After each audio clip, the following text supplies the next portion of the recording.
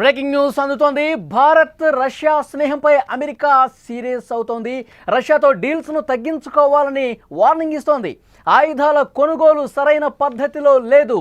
US India partnership ఫోరంలో ఈ comments చేశారు. స్ట్రైట్గా వార్నింగ్ ఇచ్చాడు హోవర్డ్ లుత్నిక్. అమెరికా వాణిజ్య కార్యదర్శిగా ఉన్నాడు హోవర్డ్ లుత్నిక్.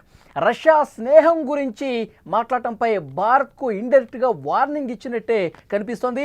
రష్యా స్నేహం వాషింగ్టన్కు నష్టమని అతను వ్యాఖ్యలు చేసినట్టు పరిస్థితుంది. అమెరికా వాణిజ్య కార్యదర్శిగా ఉన్నటువంటి హోవర్డ్ లుత్నిక్ చేసినటువంటి వ్యాఖ్యలు ప్రస్తుతం దుమారం రేపుతున్నాయి. రష్యాతో స్నేహబంధాన్ని తెంచుకోండి, రష్యాతో మీ మిత్రత్వం ఇక కొనసాగకూడదు, మీరు ఏదైతే రష్యాతో చేస్తున్నటువంటి స్నేహం వాషింగ్టన్కి నష్టం కలిగించే విధంగా ఉందని చెప్పి ఆయన మాట్లాడుతున్నాడంటే రష్యా మిత్ర దేశాలన్నీ కూడా పూర్తిగా రష్యాకి దూరం జరగాలి, రష్యాని ఒంటరి చేయాలన్న ఒక ఉద్దేశం అమెరికాలో చాలా స్పష్టంగా కనిపిస్తుందని దీన్ని బట్టి మనం అర్థం చేసుకోవాలి. సో దీని గురించి మనం కొంత లోతుగా విశ్లేషించే ప్రయత్నం చేద్దాం. న్యూస్ రూమ్ నుంచి ఎడిటర్ తిరుమల్ లైవ్లో జాయిన్ అయ్యారు. తిరుమల్, ఏదైతే హోవర్డ్ లుత్నిక్ అమెరికా వాణిజ్య కార్యదర్శిగా ఉన్నాడో అతను చేస్తున్నటువంటి వ్యాఖ్యలు ఏ విధంగా అర్థం చేసుకోవాల్సిన అవసరం ఉంది? మళ్ళీ ఇక్కడ చాలా స్పష్టంగా ఒక విషయాన్ని అర్థం చేసుకోవాలి. హోవర్డ్ లుత్నిక్ మాట్లాడాడు అంటే ఆ మాటలు 100% డొనాల్డ్ ట్రంప్ మాట్లాడినట్టే లెక్క. డొనాల్డ్ ట్రంప్ కొంతకాలం నుంచి భారత్ పైన విషం కక్కుతున్నాడు, భారత విషయాల్లో అనవసరంగా జోక్యం చేసుకుంటున్నాడు, భారత అంతర్గత విషయాల్లో కూడా తనకు నచ్చినట్టుగా తనేదో చేసినట్టుగా గొప్పగా చెప్పుకుంటూ ఉన్నాడు. నిజానికి భారత్కి 1971కి ముందు నుంచే రష్యాకి మంచి సంబంధాలు ఉన్నాయి, మంచి స్నేహం ఉంది. నిజంగా చెప్పాలంటే భారత్కి నిజమైన స్నేహితుడు ఎవరు అంటే రష్యా అని చెప్పాలి. కాకపోతే డొనాల్డ్ ట్రంప్ ఏం చేస్తున్నాడంటే కొద్దిగా ఆ తర్వాత పరిణామాలతో నిజానికి పాకిస్తాన్కి అతి దగ్గరగా ఉండే అమెరికా, పాకిస్తాన్ దగ్గర నాటకాలు ఆడే అమెరికా మన దగ్గర ఇప్పుడు కొత్త పత్తిత్తు మాటలు మాట్లాడుతుందని చెప్పాలి. మన భాషలో చెప్పాలంటే పత్తిత్తు మాటలు మాట్లాడుతుందని చెప్పాలి. ఎందుకంటే ఎవరు డొనాల్డ్ ట్రంప్ నిన్న లుత్నిక్ మాట్లాడుతున్న మాటలు చూస్తుంటే మీరు ఎలా ఆయుధాలు కొంటారు రష్యా దగ్గర నుంచి, రష్యా దగ్గర నుంచి ఆయుధాలు కొంటే వాషింగ్టన్ని వ్యతిరేకించినట్టే కదా, వాషింగ్టన్ మిమ్మల్ని క్షమించదు కదా. నిన్ననే అల్యూమినియం అట్లాగే నిన్న రెండు ఐరన్ పైన అడ్డగోలు ఆంక్షలు విధించడానికి అమెరికా ప్రయత్నించింది. కానీ అమెరికాతో మనకు పైసా ఉపయోగం లేదు అనే చర్చ కూడా ఒకటి మొదలైంది భారతదేశంలో. ఇవాళ ఇండియాలో ఉండే కాంగ్రెస్ పార్టీ కూడా, ఇండియాలో ఉండే భారత ప్రతిపక్ష పార్టీ కూడా ట్రంప్ను తీవ్రంగా వ్యతిరేకిస్తోంది. యుద్ధం పైన ట్రంప్ మోదీని కాదని భారతీయుల అభిమతానికి వ్యతిరేకంగా, భారతీయుల అభిష్టానికి వ్యతిరేకంగా ట్రంప్ తన వ్యక్తిగత వ్యాఖ్యలు చాలా దుమారాన్ని రేపుతున్నాయి. భారతదేశంలో అంతర్గత రాజకీయ సమస్యలకు కారణమవుతుంది ట్రంప్ చేస్తున్న వ్యాఖ్యలు. నిజానికి పాకిస్తాన్తో యుద్ధం నేనే ఆపాను, ఇద్దరిని ట్రేడ్ డీల్తో బెదిరించాను. ట్రేడ్ డీల్తో బెదిరించి ఏం చేయగలిగాడు ట్రంప్? ఇప్పుడు వచ్చి మళ్ళీ ఏం బెదిరిస్తున్నాడు? రష్యాతో మీరు సంబంధాలు పెట్టుకోకూడదు, రష్యా దగ్గర ఆయుధాలు కొనుగోలు చేయకూడదు, మీరు రష్యా దగ్గర ఆయుధాలు కొనుగోలు చేస్తే వాషింగ్టన్ను వ్యతిరేకించినట్టుగా ఉంటుంది.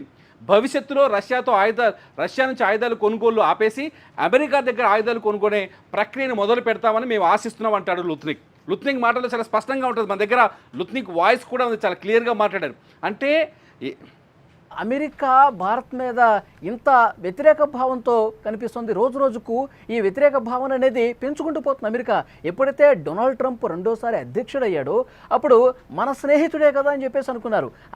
భారత్కు చాలా అనుకూలంగా మారే నిర్ణయాలు ఉంటాయని చెప్పి అందరూ భావించారు. చాలా హ్యాపీ ఫ్రెండ్షిప్ మోదీకి ట్రంప్కి ఉంటుందనుకున్నారు. కానీ ఆయన యాపిల్ సంస్థ భారత్లో పెట్టొద్దన్న దగ్గర నుంచి, ఆయన ఈ యుద్ధాన్ని నేనే ఆపానన్న దగ్గర నుంచి, ఇప్పుడు వాణిజ్య కార్యదర్శి మాటలు, ఇవన్నీ చూస్తే ఎందుకు ఈ రకమైనటువంటి పరిణామాలు వస్తున్నాయంటే ఏం చెప్తారు? ఒక విషయం చాలా స్పష్టంగా చెప్పాలి. యూరప్లో జరిగిన ఒక సర్వే కొన్ని భయంకరమైన నిజాన్ని బయటపెడుతుంది. ఏం చెప్తుంది అంటే మూడో ప్రపంచ యుద్ధం ఎంత కాలంలో వస్తుంది అని ప్రజల్ని అడిగినా కానీ, కొంత నిష్ణాతుల్ని నిపుణులని కానీ రాబోయే 10 సంవత్సరాలు అంటే 2030 లోపు ఖచ్చితంగా మూడో ప్రపంచ యుద్ధం మొదలైపోతుంది, సర్వనాశనం చేస్తుంది ప్రపంచాన్ని ఒక చర్చ ఉంది. ఈ విషయాన్ని అమెరికా చాలా బలంగా తీసుకుంటుంది, యూరప్ దేశాలు చాలా బలంగా తీసుకుంటున్నాయి. ఎందుకంటే నిన్న రష్యా ఉక్రెయిన్ మధ్య జరుగుతున్న 3 సంవత్సరాల వార్ ఖచ్చితంగా మూడో ప్రపంచం యుద్ధం వైపు మలుపు తిరిగే అవకాశాలు ఉన్నాయని ఎక్స్పర్ట్స్ చెప్తున్నారు. ఈ విషయాన్ని గుర్తుపెట్టుకోవాలి. ఒక్కసారి ఇంటర్నేషనల్ మీడియాలోకి వెళ్ళి ఒక్కసారి చూస్తే మనకు అర్థమవుతుంది. ఇది థర్డ్ వరల్డ్ వార్కి దారితీసే అవకాశాలు స్పష్టంగా ఉన్నాయని చెప్తుంది. ఒకవేళ అదే జరిగితే ఉక్రెయిన్కి అమెరికా మద్దతు ఇవ్వాల్సిన అవసరం ఏర్పడుతుంది. ఇప్పటికే అమెరికా ఉక్రెయిన్ని ప్రోత్సహిస్తుంది. యూరప్ దేశాల ఆధిపత్యాన్ని ప్రపంచం మీద రుద్దే ప్రయత్నం చేస్తుంది అమెరికా. యూరప్ దేశాలని ఎంటేసుకొని ప్రపంచం పైన అజమాయిషీని చెలాయించే ప్రయత్నం చేస్తుంది అమెరికా. అందుకే ఉక్రెయిన్కి ఈ యుద్ధంలో, చిన్న దేశమైన ఉక్రెయిన్కి ఈ యుద్ధంలో ఇంత సాంకేతికత, ఇంత ఆయుధాలు, ఇంత సైన్యాన్ని సహకారం చేస్తుంది ఎవరు? దొంగతనంగా నాటో కాదా? దొంగతనంగా ఈ అమెరికా కాదా? అట్లాగే మిగతా యూరప్ దేశాలు కావా? నిన్న జెలెన్స్కీ చేసిన దాడిని యూరప్ దేశాలు గొప్ప విజయంగా చూపిస్తున్నాయి. రష్యాని బలహీనపరచాలనే ఉద్దేశంతో భారత్ని బెదిరిస్తోంది అమెరికా.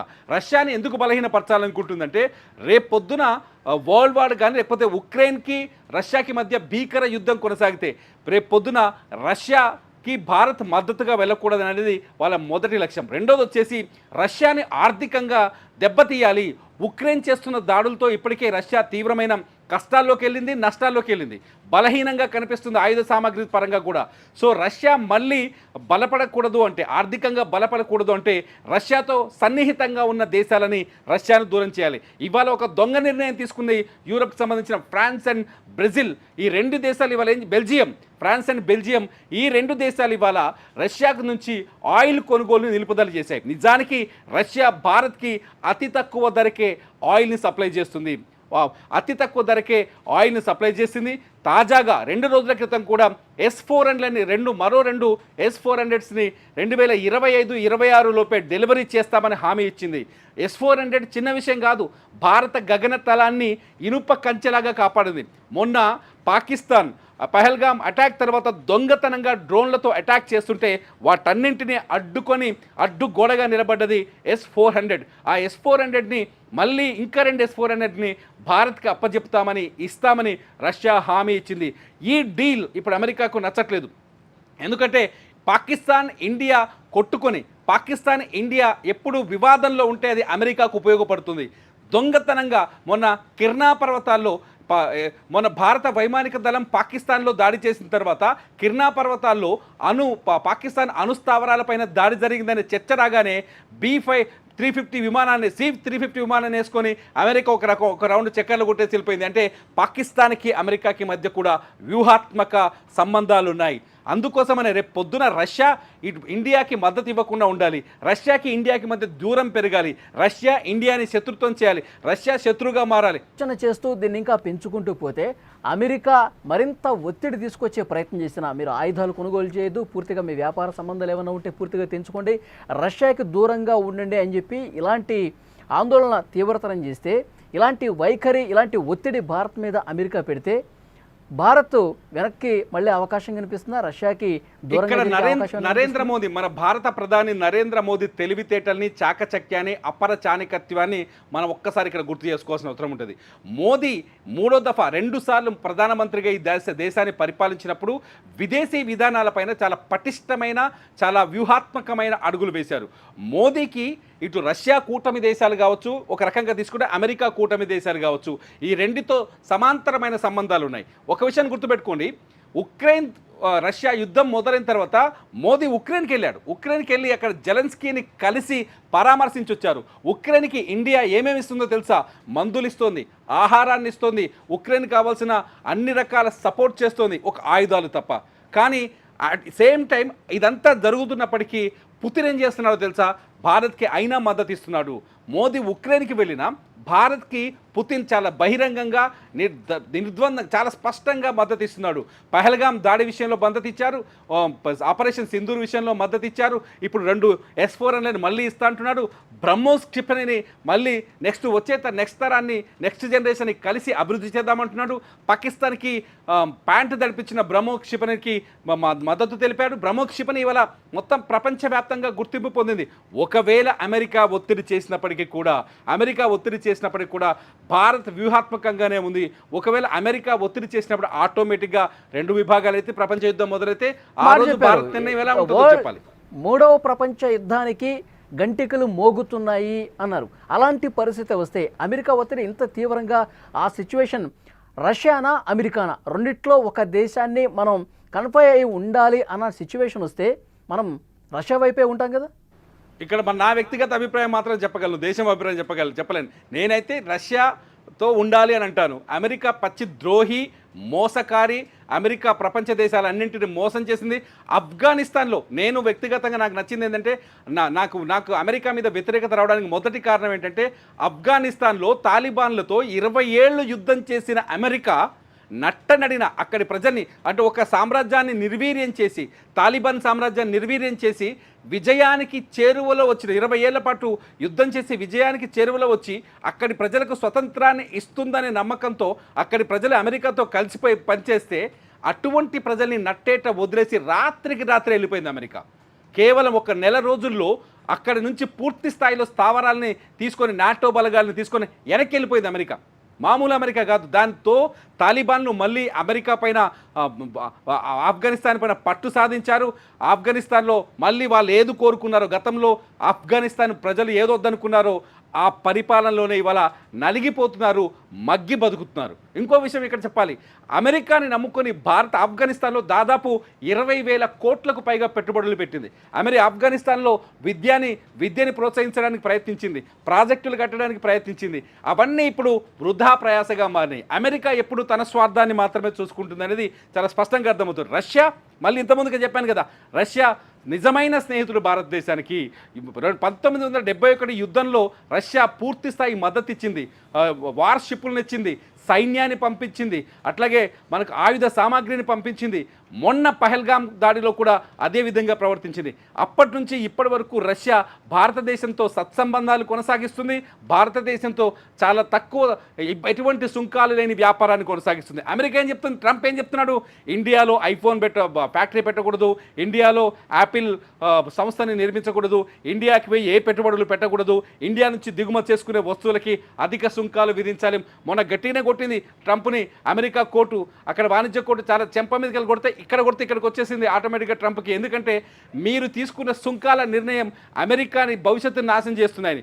ఇంపోర్ట్ చేసుకునే వస్తువులపైన సుంకాలు పెంచడం వల్ల అమెరికా పౌరులు ఎక్కువగా ట్యాక్సులు కట్టాల్సి వస్తుంది. అమెరికా పౌరులు ఎక్కువ ధర పెట్టి వస్తువులను కొనుగోలు చేసుకోవాల్సి వస్తుంది. అటువంటి అమెరికాకి ఖచ్చితంగానే లెంపకాయలు వేసింది ట్రంప్కి. అటువంటి ట్రంప్ తలతిక్క నిర్ణయాలు తీసుకుంటున్నారని మాత్రం నేను అనుకుంటాను. 90% అమెరికా డ్రామా ఆర్టిస్టు, రష్యా నిజమైన స్నేహితుడు అనేది నా ఉద్దేశం. చూద్దాం. తిరుమల మొత్తానికైతే అమెరికా భారత్ మీద ఒత్తిడి పెంచే కార్యక్రమం ఇంకా తీవ్రం చేస్తున్నట్టు కనిపిస్తోంది. భారత్ రష్యా స్నేహం మీద అమెరికా సీరియస్గా మాట్లాడటం అదేవిధంగా అర్థం చేసుకోవాలి. రష్యాతో డీల్స్ను తగ్గించుకోవాలని చెప్పి వార్నింగ్ ఇవ్వటాన్ని అట్లాగే చూడాలి. ఆయుధాల కొనుగోలు సరైన పద్ధతి లేదు, వాషింగ్టన్కి ఇది పూర్తిగా నష్టం జరిగే పరిస్థితి అని చెప్పి స్ట్రైట్గా వార్నింగ్ ఇస్తున్నాడు ఆ దేశ వాణిజ్య కార్యదర్శి హోవార్డ్ లుత్నిక్.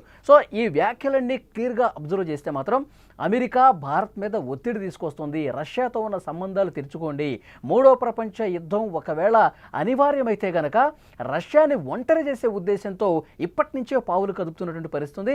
భారత్ ఏమాత్రం లొంగదు, తన చిరకాల మిత్రుడు రష్యా వైపే ఉంటుంది భారత్ అనేది కూడా చాలా స్పష్టంగా అందరికీ అర్థమైన విషయం. And these kind of things just creating that relationship, being a part of BRICS, Yep. right? Which is, let's move to not support the dollar and dollar hegemony. That's not really the way to make friends and influence people in America. So, the president calls that out directly and specifically, and the Indian government is addressing it specifically and directly.